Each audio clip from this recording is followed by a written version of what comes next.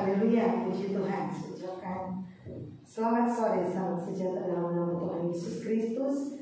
Kita ada tempat ini, kita memuji Tuhan, kita mau memperingati hari tercurahnya Roh Kudus.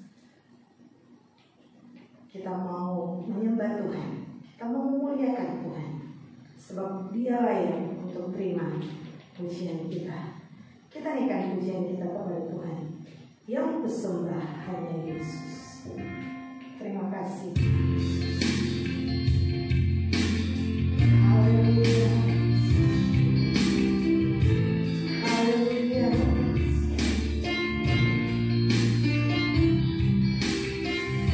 Haleluya. Terima kasih. Yang bersembah hanya Yesus. Yang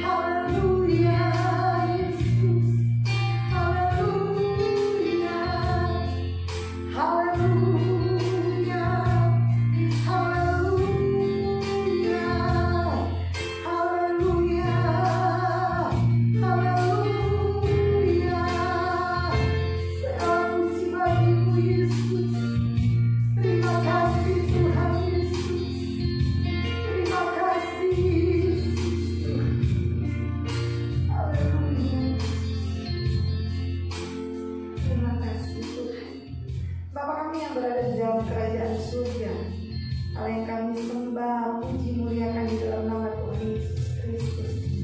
Terima kasih buat waktu yang Tuhan beri bagi kami saat ini Tuhan. Kami rindu untuk memuji, memuliakan nama-Mu. Pimpin dan berkatilah ibadah kami dari awal pertengahan sampai selesainya. Mengurapi kami setiap hamba-hamba-Mu, umat-umat-Mu yang datang beribadah kepada-Mu Tuhan. Ibadah kami boleh menyenangkan Engkau dan Engkau hadir di tempat ini. Terpuji-pujilah nama-Mu, kekal Engkau untuk selama-lamanya. Kami memulaikan ibadah kami hanya di dalam nama Tuhan Yesus Kristus. Kami sudah berdoa dan mengucap syukur. Haleluya. Amin. Puji Tuhan. Sebenarnya kita berdiri, kita inginkan pujian Roh Kudus tercurah di tempat ini. Urapannya yang ajaib memulihkan umat. Haleluya.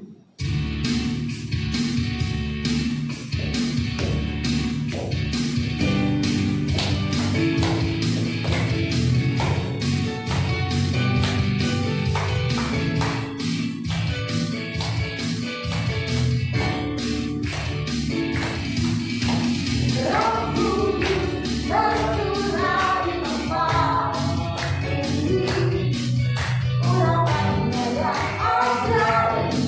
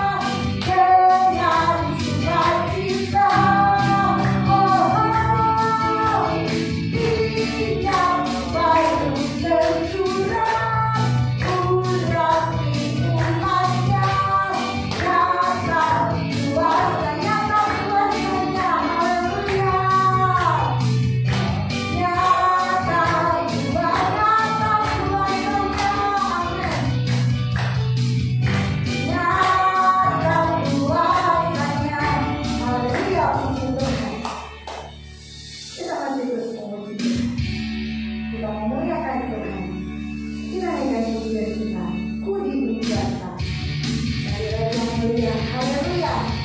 Puji Tuhan. Haleluya. Haleluya, puji Tuhan.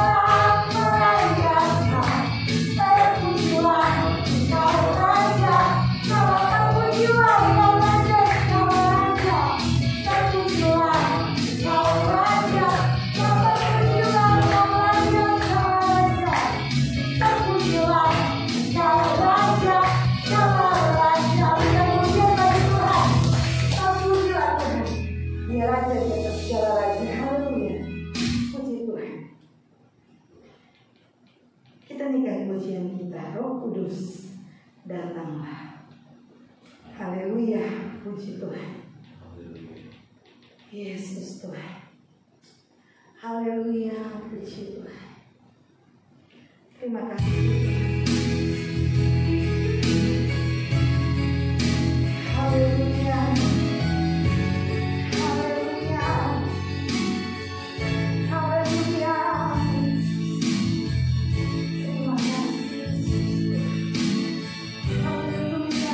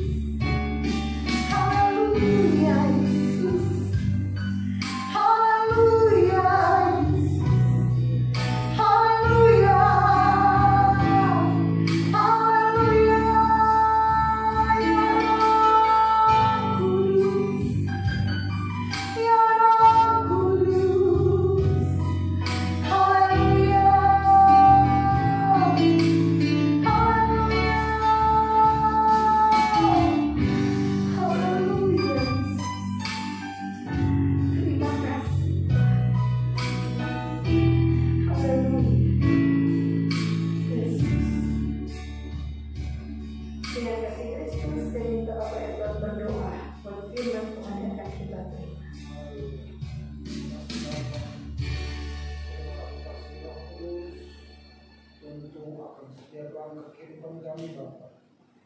Sore hari ini kami rindu untuk mendengarkan firman Tuhan. Berfirmanlah kepada kami Tuhan. Kami siap untuk mendengarkan firman kebenaran. Amin. Dalam nama Tuhan Yesus, kami siap untuk mendengarkan firman. Haleluya. Amin. Amin. Tuhan silakan duduk, saya serahkan kepada Bapak.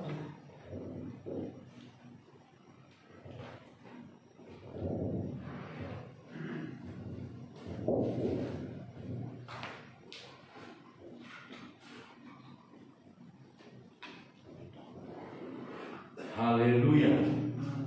Saya ucapkan selamat hari Pantekosta bagi kita. Amin, saudara-saudara. Kita bersyukur kepada Tuhan, oleh anugerah Tuhan kita dapat beribadah. Saya pikir karena kita bikin sore, maka seluruh jemaat bisa hadir. Ternyata tetap nggak bisa semuanya hadir. Saudara-saudara ya, kita berdoa supaya jemaat yang ada di rumah masing-masing kita tetap ada dalam pelawatan Tuhan. Mari sama-sama kita melihat firman Tuhan di dalam kitab Kisah Para Rasul pasal yang kedua. Kisah tentang tercurahnya Roh Kudus untuk pertama kali kepada murid-murid. Saudara-saudara, di dalam perjanjian lama kita kemudian menemukan Tuhan tidak memberikan Roh Kudus kepada semua orang Israel, tidak. Tetapi Tuhan hanya memenuhi orang-orang tertentu sesuai dengan tugas jabatan mereka, memenuhi mereka dengan Roh Kudus. Misalnya, yaitu imam besar, kemudian nabi, dan juga raja. Itu yang diurapi pada zaman perjanjian lama. Di luar ketiga jabatan ini tidak ada pengurapan, tidak ada. Tetapi kita melihat misalnya di zaman Nabi Musa, saudara-saudara, para pemimpin bangsa Israel itu juga kemudian dihinggapi oleh Roh Allah. Seperti 70 orang pemimpin bangsa Israel itu kemudian dihinggapi oleh Roh Allah untuk menyertai Musa, membantu Musa dalam tugas-tugas memimpin bangsa Israel. Tetapi yang intinya adalah di dalam perjanjian lama kita menemukan tidak semua umat Israel itu diurapi oleh Tuhan. Hanya orang-orang tertentu dengan tugas-tugas dan jabatan-jabatan tertentu. Tetapi di dalam perjanjian lama, di dalam perjanjian baru, di dalam zaman gereja, kita melihat saudara-saudara bahwa Tuhan mencurahkan Roh-Nya ke atas semua manusia. Itulah yang dinubuatkan oleh Nabi Yoel jauh sebelumnya. Kalau di zaman perjanjian lama hanya kepada orang-orang tertentu untuk jabatan-jabatan tugas-tugas mereka, tetapi di zaman perjanjian baru sesuai dengan nubuatan Nabi Yoel kepada semua orang, khususnya yaitu kepada orang-orang yang percaya tentunya. Tidak lagi memandang kepada tugas jabatan strata sosial mereka di tengah-tengah masyarakat, tetapi kepada semua orang, kepada orang terpandang maupun orang yang biasa-biasa, kepada orang tua, kepada orang muda, semuanya itu sesuai dengan nubuatan Nabi Yoel pasal yang kedua, dipenuhi, dicurahkan Roh Kudus oleh Tuhan. Nah, kita melihat dalam kitab Kisah Para Rasul pasal yang kedua, kisah ketika murid-murid dipenuhi dengan Roh Kudus, ayat 1. Ketika tiba hari Pentakosta, semua orang percaya berkumpul di satu tempat.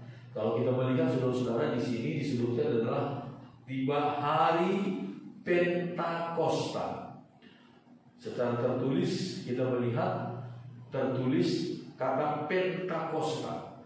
Kalau gereja kita memakai kata Pantekosta. Apa bedanya? Tidak ada bedanya, saudara. Semuanya Pentakosta dan Pantekosta itu merujuk kepada satu hal saja, sama. Kenapa kita memakai nama Pantekosta sedangkan di Alkitab memakai Pentakosta? Kita perlu tahu bahwa Alkitab kita ini sudah berapa kali diterjemahkan, sudah dicetak untuk beberapa kali. Kalau saudara misalnya mempunyai cetakan-cetakan Alkitab yang model lama, saudara-saudara, misalnya saya baca di sini dalam terjemahan lama, di bahasanya begini, Alkitab terjemahan lama dulu ini begini bahasanya.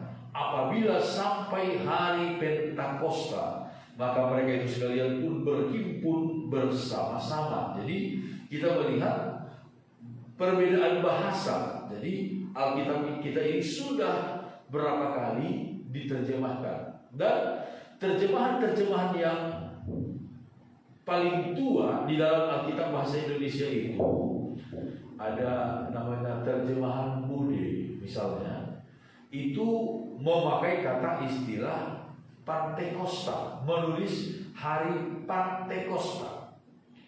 Terjemahan yang kebelakangnya ini baru menulis istilah terjemahan Pentakosta. Sedangkan gereja kita, saudara-saudara, itu sudah ada di Indonesia ini 100 tahun. Ya, saudara bisa bayangkan, sebelum Indonesia merdeka, gereja kita sudah ada, GPDI sudah ada di Indonesia, di bumi Nusantara, tahun 1921 sudah masuk di Indonesia. Nah, gereja kita sudah ada 100 tahun. Jadi itu sebabnya gereja kita memakai kata Pantekosta, supaya saudara jangan bingung, saudara ya. Satu waktu mungkin ada orang lain bertanya kepada saudara, kok gereja kalian memakai kata Pantekosta? Itu alasannya, karena gereja kita sudah ada 100 tahun, jauh sebelum Indonesia merdeka. Terjemahan Alkitab pada masa itu memakai istilah Pantekosta, belum Pentakosta seperti sekarang ini. Ayat 2, tiba-tiba turunlah dari langit suatu bunyi seperti tiupan angin keras yang memenuhi seluruh rumah di mana mereka duduk. Dan tampaklah kepada mereka lidah-lidah seperti nyala api yang bertebaran dan hinggap pada mereka masing-masing. Maka penuhlah mereka dengan Roh Kudus. Lalu mereka mulai berkata-kata dalam bahasa-bahasa lain seperti yang diberikan oleh Roh itu kepada mereka untuk mengatakannya. Sampai di situ dulu. Saudara-saudara, pada hari raya Pantekosta, 10 hari sejak Yesus naik ke sorga, 10 hari sejak Yesus naik ke sorga, murid-murid berkumpul di Yerusalem sesuai dengan perintah Yesus kepada mereka di dalam kitab Kisah Para Rasul pasal yang pertama, dan juga di dalam kitab Injil Lukas pasal 24. Perintah Yesus sebelum ia naik ke sorga kepada murid-murid dikatakan, kamu harus tinggal di Yerusalem. Jangan kamu tinggalkan Yerusalem sampai kamu menerima janji Bapa, yaitu Roh Kudus. Nah, ketika mereka berkumpul di sebuah kamar loteng di Yerusalem, ketika mereka berdoa di sana, firman Tuhan berkata, tiba-tiba turunlah dari langit suatu bunyi seperti tiupan angin keras.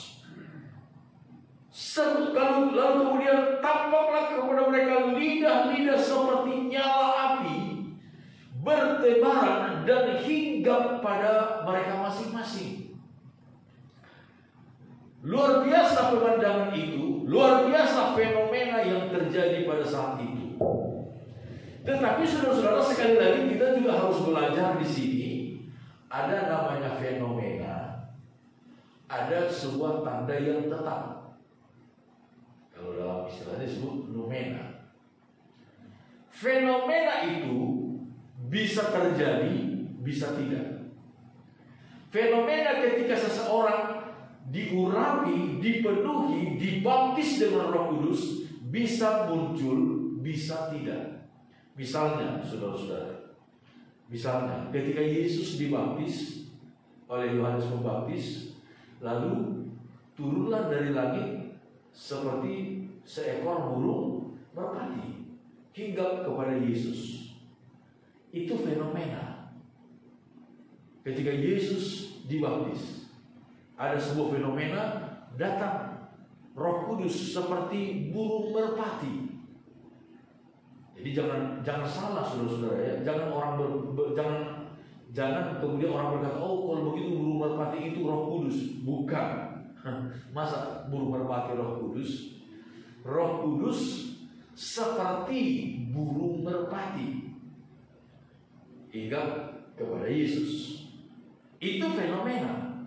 Ketika murid-murid dipenuhi oleh Roh Kudus di kamar lobeng Yerusalem ini, kita melihat, kita membaca dalam Alkitab, tidak ada disebutkan murid-murid dihinggapi oleh Roh Kudus seperti burung merpati. Tidak ada. Yang ada adalah datangnya, turunlah dari langit suatu bunyi seperti tiupan angin keras. Kira-kira begitu, saudara ya. Seperti tiupan angin yang sangat kencang memenuhi rumah itu. Lalu kemudian ada lidah-lidah nyala api yang bertebaran pada mereka semua hingga pada masing-masing murid itu. Waktu Yesus dibaptis, tidak ada bunyi tiupan angin keras, tidak ada nyala api yang hingga kepada Yesus, tidak ada. Jadi itu fenomena. Tetapi ada sebuah tanda yang tetap ketika seseorang dipenuhi dengan Roh Kudus, yaitu, saudara-saudara, maka penuhlah mereka dengan Roh Kudus, lalu mereka mulai berkata-kata dalam bahasa-bahasa lain, seperti yang diberikan oleh Roh itu kepada mereka untuk mengatakannya.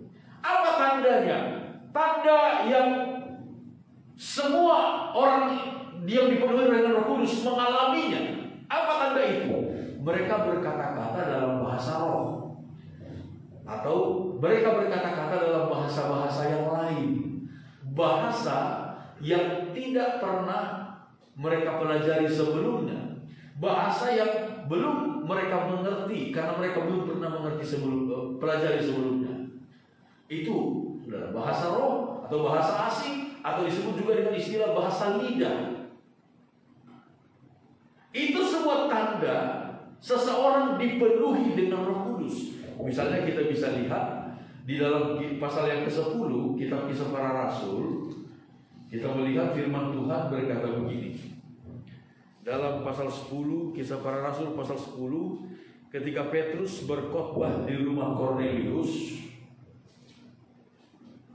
ayat 44. Ketika Petrus sedang berkata demikian, turunlah Roh Kudus ke atas semua orang yang mendengarkan pemberitaan itu, dan semua orang percaya dari golongan bersunat yang menyertai Petrus tercengang-cengang karena melihat bahwa karunia Roh Kudus dicurahkan ke atas bangsa-bangsa lain juga. Sebab mereka mendengar orang-orang itu berkata-kata dalam bahasa roh dan memuliakan Allah. Keluarga besar dari Kornelius ketika dipenuhi dengan Roh Kudus, mereka tandanya adalah mereka berkata-kata dalam bahasa roh. Lalu kemudian di dalam pasal 19 Kisah Para Rasul, ketika Paulus berada di Efesus bertemu dengan 12 orang murid Yohanes Pembaptis, lalu mereka dipenuhi dengan Roh Kudus, ayat 6. Kisah Para Rasul pasal 19 ayat 6. Ketika Paulus menumpangkan tangan di atas mereka, turunlah Roh Kudus ke atas mereka, dan mulailah mereka berkata-kata dalam bahasa roh dan bernubuat. Amin, saudara-saudara.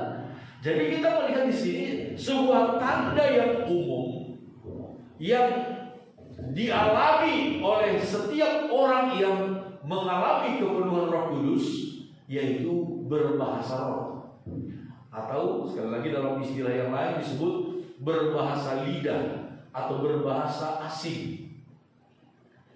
Orang bertanya, kalau begitu kenapa Yesus tidak berbahasa roh?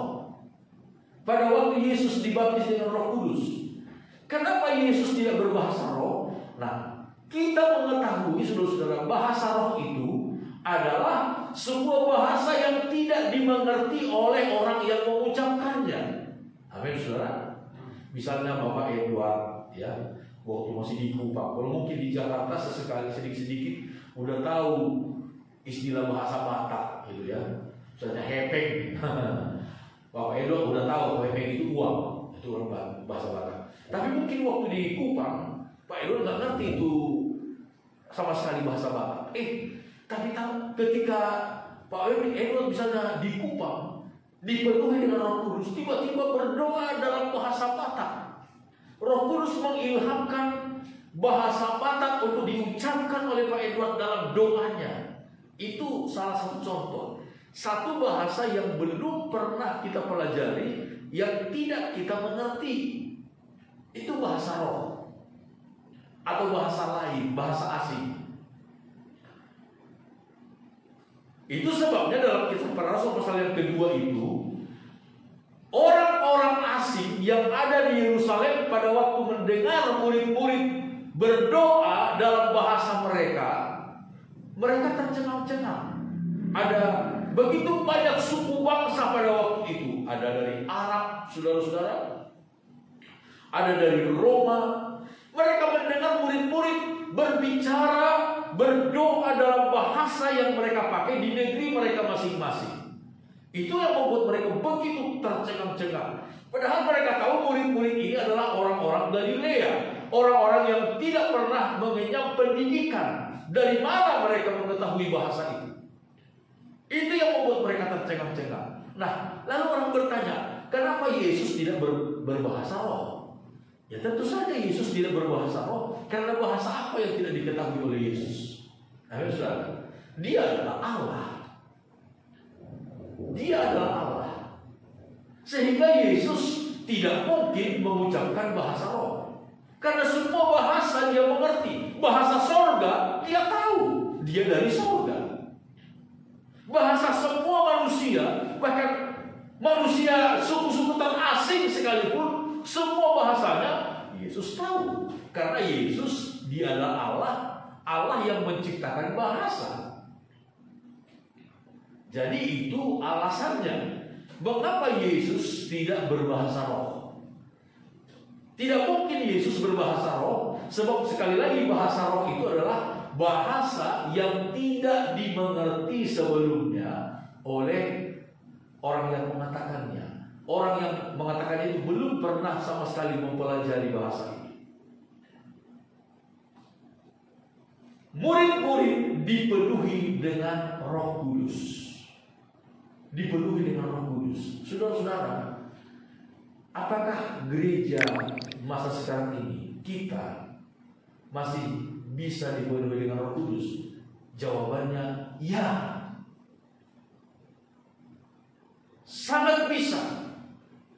Sangat mungkin kita dapat terus mengalami kepenuhan Roh Kudus.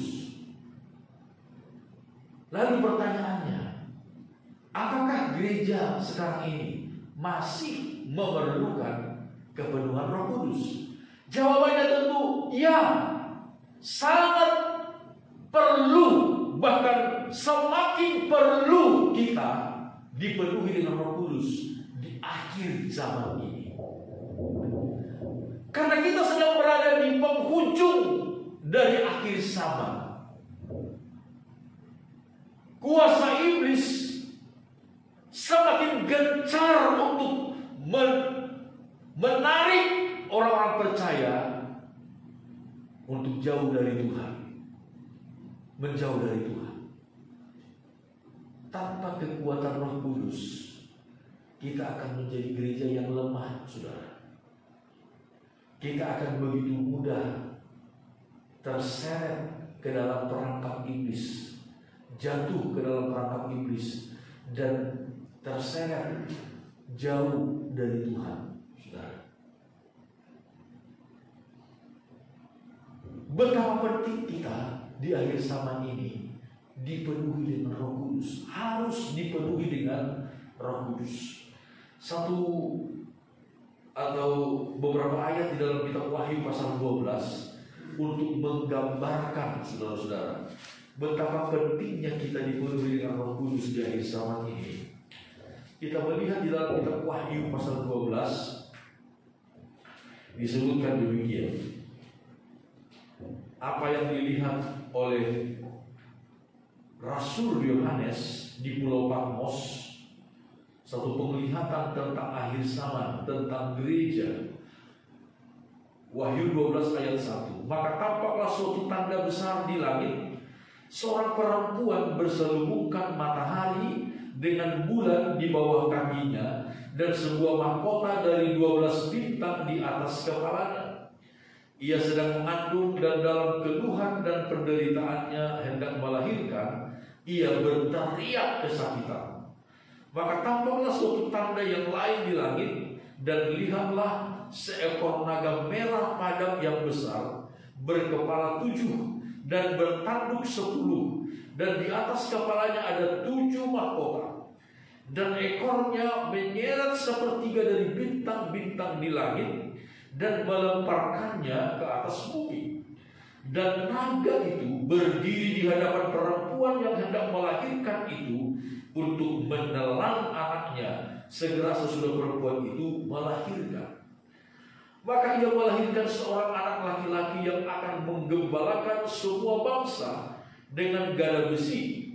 Tiba-tiba anaknya itu dirampas dan dibawa lari kepada Allah dan ke tahtanya. Perempuan itu lari ke padang gurun, di mana telah disediakan suatu tempat baginya oleh Allah, supaya ia dipelihara di situ 1260 hari lamanya, 3,5 tahun. Naga dikalahkan, ayat 7. Maka timbullah peperangan di sorga. Mikael dan malaikat-malaikatnya berperang melawan naga itu, dan naga itu dibantu oleh malaikat-malaikatnya. Tetapi mereka tidak dapat bertahan, mereka tidak mendapat tempat lagi di sorga. Dan naga besar itu, si ular tua yang disebut iblis atau setan, yang menyesatkan seluruh dunia, dilemparkan ke bawah. Ia dilemparkan ke bumi bersama-sama dengan malaikat-malaikatnya.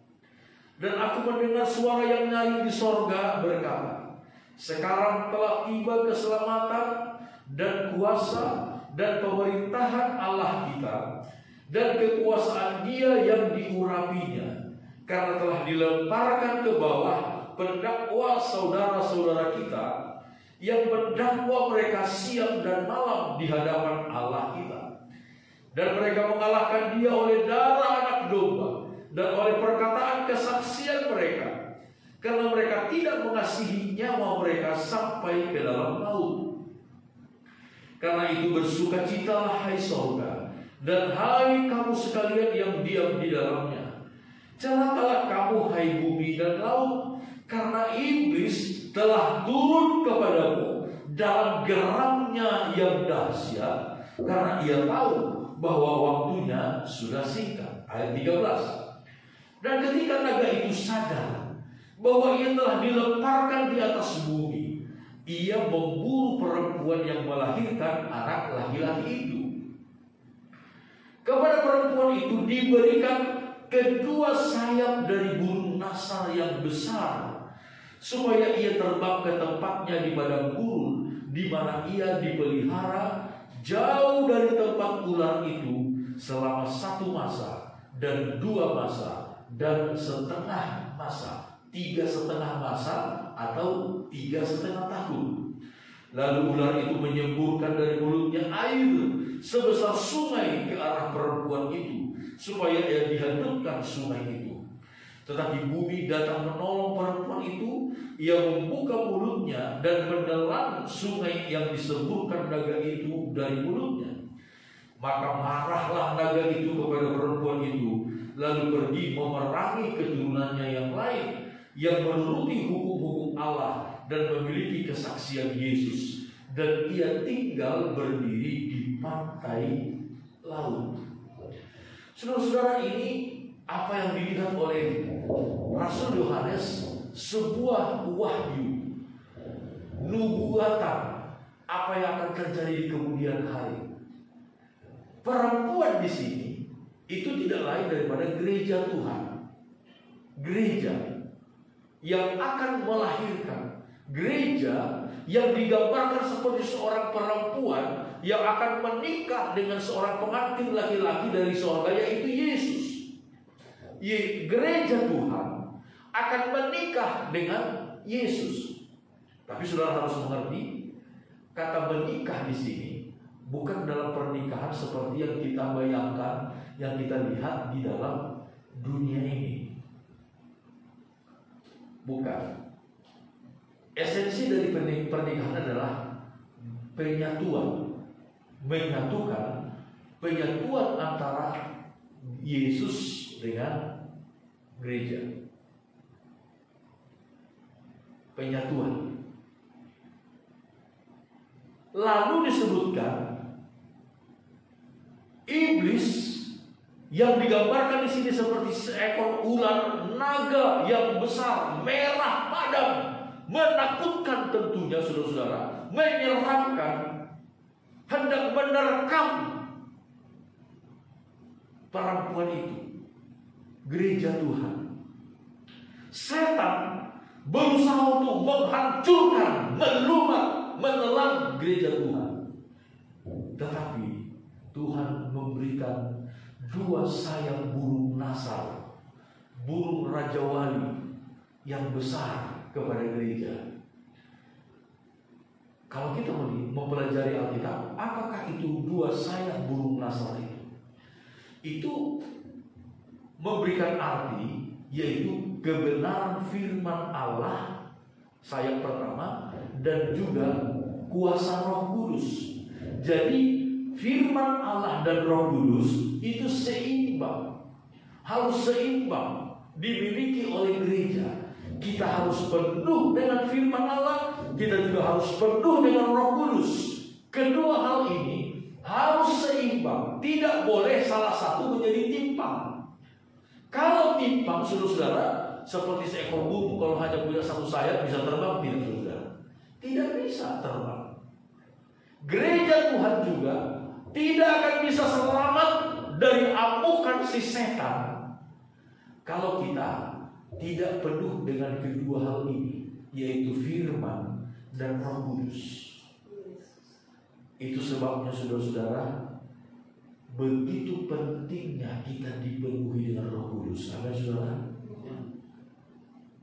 Begitu pentingnya kita juga dipenuhi dengan firman Allah, supaya kita menjadi gereja yang digambarkan di sini seperti seorang perempuan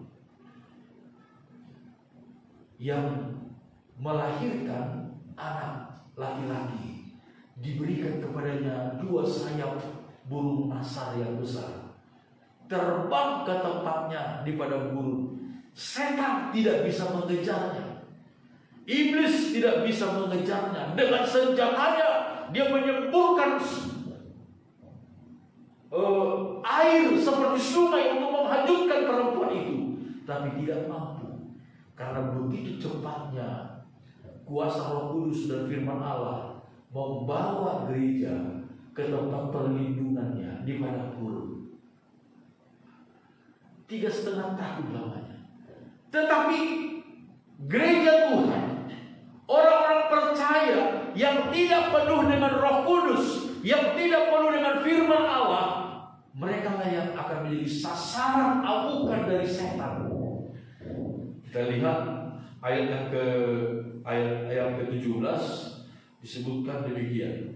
Maka marahlah naga itu kepada perempuan itu, lalu pergi memerangi keturunannya yang lain, yang menuruti hukum-hukum Allah dan memiliki kesaksian-kesaksian Yesus. Keturunan dari gereja, yaitu orang yang termasuk orang Kristen, tetapi hanya memelihara hukum Taurat, hukum-hukum Allah dan memiliki kesaksian tentang Yesus, percaya kepada Yesus, tetapi tidak perlu dengan Roh Kudus. Saudara-saudara, jangan kita kelak menjadi objek amukan dari si setan itu. Karena siapa yang bisa bertahan? Tidak akan ada orang yang bisa bertahan terhadap amukan daripada si setan itu, si iblis itu, si ular tua itu. Tetapi ketika hidup kita dipenuhi dengan Roh Kudus, kita akan terbang. Setan tidak bisa mengejarnya. Kekuatan iblis tidak dapat mengejarnya. Kita ada dalam perlindungan Tuhan. Itu sebab saudara-saudara, biar kita berdoa supaya kita dipenuhi dengan Roh Kudus. Amin. Tuhan memberkati kita semua. Saya serahkan kembali kepada Ibu Gembala untuk kita memimpin kita dalam doa. Kita ingat pujian, Ya Roh Kudus, ku haus padamu. Haleluya, puji Tuhan. Haleluya. Terima kasih Tuhan Yesus. Terima kasih Tuhan Yesus. Haleluya, haleluya. Haleluya Yesus. Haleluya Yesus. Segala puji bagimu Yesus. Terima kasih Tuhan Yesus.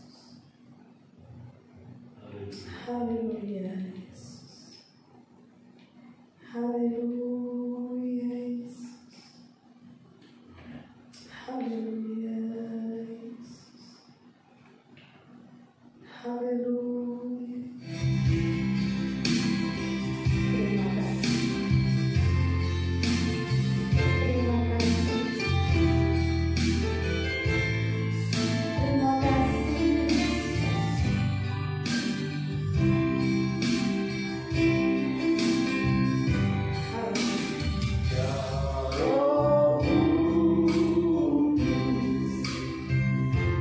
Ku haus padamu.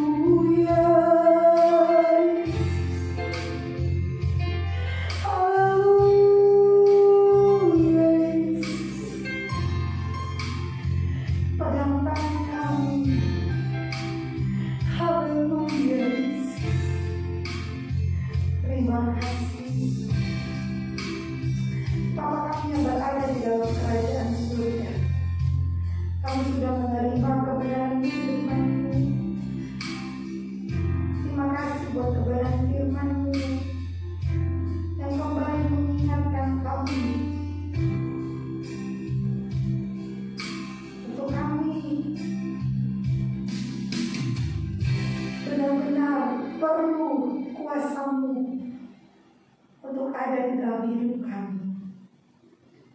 Kami tahu Tuhan, Engkau yang berjanji, Engkau juga yang akan memperlengkapi kami dengan kuasa Roh Kudus-Mu, agar hidup kami semakin hari semakin berkenan di hadapan.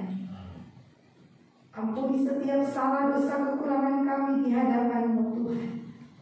Layakkan kami Tuhan, dan meteraikan setiap kebenaran firman-Mu yang sudah disampaikan oleh hamba-Mu saat ini. Tanamkan itu di dalam hati dan pikiran kami Tuhan. Mengurapi terus hamba-Mu, pakai hamba-Mu, jadikan dia berkat dimanapun dia berada.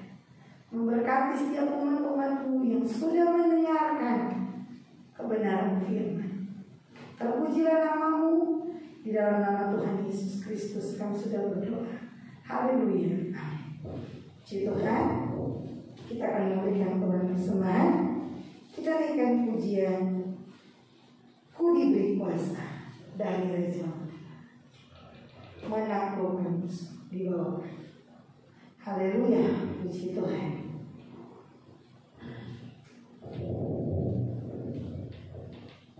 Haleluya.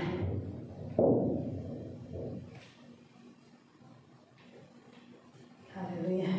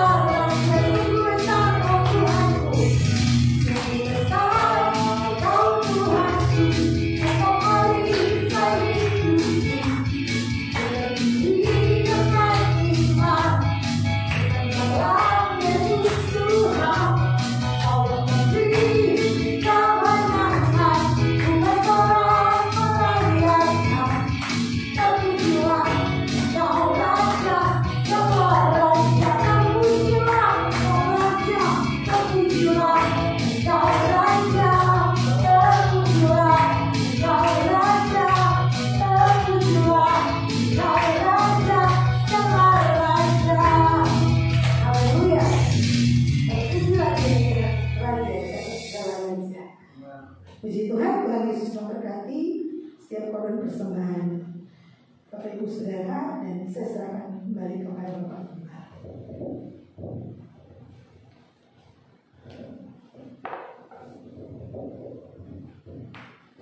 Puji Tuhan. Pengumuman bagi kita saudara-saudara, minggu depan tanggal 31 Mei, tanggal 30 ya, 30 Mei kita akan kembali beribadah di tempat ini dengan ibadah kita kembali seperti yang biasa jam 10 pagi, saudara-saudara ya, tanggal 30 Mei. Itu saja pengumuman bagi kita. Tuhan memberkati kita. Mari sama-sama kita bangkit berdiri. Kita akhiri ibadah kita ini dalam doa. Haleluya. Bapa di sorga, segala pujian syukur kami naikkan kepadamu.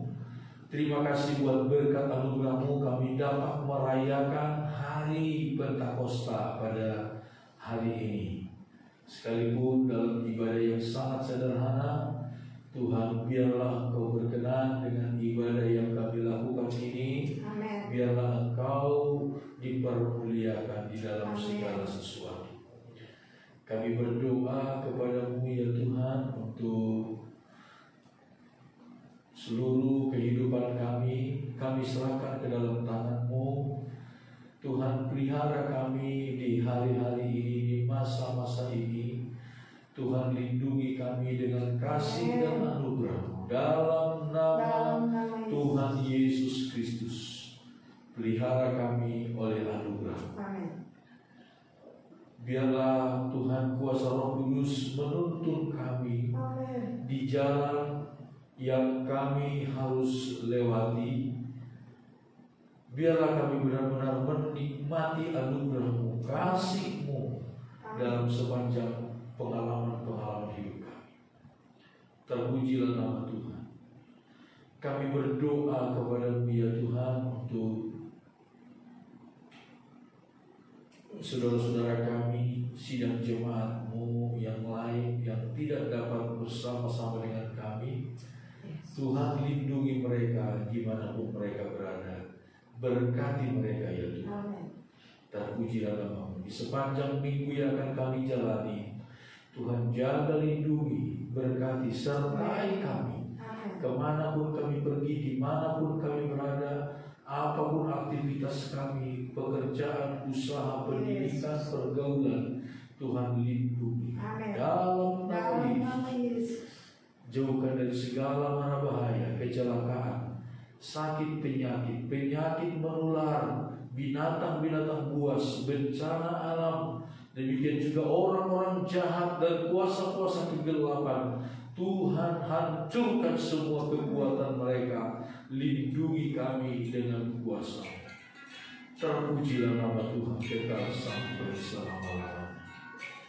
Inilah doa dan permohonan kami. Biarlah kami Tuhan dapat kembali beribadah bersama-sama minggu depan. Tuhan, dalam ibadah-ibadah kami yang seterusnya, Engkau yang kami puji, Engkau yang kami muliakan di atas segala-galanya. Terpujilah nama Tuhan. Berkati jemaat-Mu yang datang dalam ibadah di gereja pada sore hari ini. Berkati kami semua dalam persekutuan dengan Engkau. Berkati setiap persembahan yang mereka beri dengan sukacita. Bahkan milik Tuhan, persepuluhan yang mereka beri dengan hormat, rasa takut akan Tuhan. Kiranya Engkau balas memberkati semuanya. Terima kasih ya Bapa. Inilah doa dan permohonan kami. Saudara-saudara yang dikasihi oleh Tuhan, angkat kedua tangan-Mu, arahkan hati dan pikiran-Mu kepada Tuhan. Kita mohonkan berkat dari Tuhan. Saudara yang dikasihi oleh Tuhan, percayalah kepada Tuhan dengan segenap hatimu, dan jangan bersandar kepada pengertianmu sendiri. Akuilah Tuhan dalam segala lakumu, maka Tuhan akan meluruskan jalan. Damai sejahtera dari Allah yang adalah Bapa kita, kasih karunia yang melimpah dari Yesus Kristus Tuhan dan Juru Selamat kita, persekutuan bersama dengan Roh Kudus, penolong, penghibur dan pembela kita, kiranya selalu menyertai kita siang maupun malam, hari ini, besok, bahkan sampai selama-lamanya. Terimalah berkat ini, dan kita akhiri ibadah kita pada sore ini hanya di dalam nama Tuhan Yesus Kristus. Haleluya. Semua yang percaya katakan sama-sama. Amin. Selamat sore. Tuhan memberkati kita semua.